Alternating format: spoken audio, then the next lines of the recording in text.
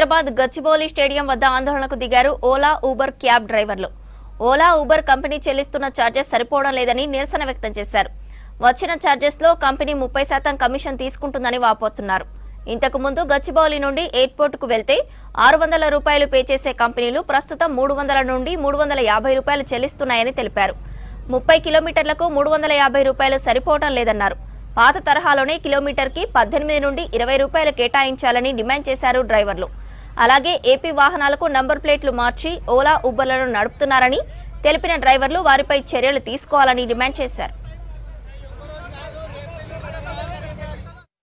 EMI డ్యూలు ఉన్నాయి, కష్టపడి పనిచేద్దామని వస్తే సరిగా పెళ్ళం పిల్లలతో పోయి టైం స్పెండ్ చేయలేకపోతున్నారు.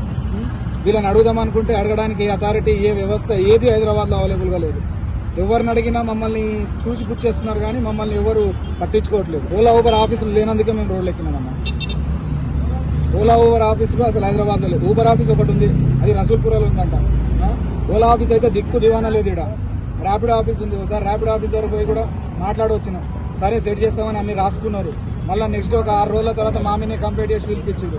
ఆడ సెటిల్మెంట్ అయిపోయింది, ఆడ మాట్లాడేసినాం. దాని తర్వాత మొన్న ఒక రీసెంట్గా ఎయిర్పోర్ట్లో ధర్నా చేసినాం. ధర్నా ఇన్ ద సెన్స్ జస్ట్ నాకు రేట్లు సరిపోవట్లేదు, మీరు పెంచాలని చెప్పి ఒక చిన్న విషయం మాట్లాడినాం.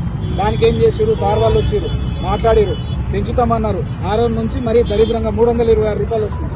మా డిమాండ్ ఏం లేదన్న, వ్యవస్థ రావాలి, కిందికి రావాలి, మాకు రేట్లు పెంచాలి. ఏపీ బండ్లు కర్ణాటక బండ్లు కూడా అదర్ స్టేట్ ఓలా ఊబర్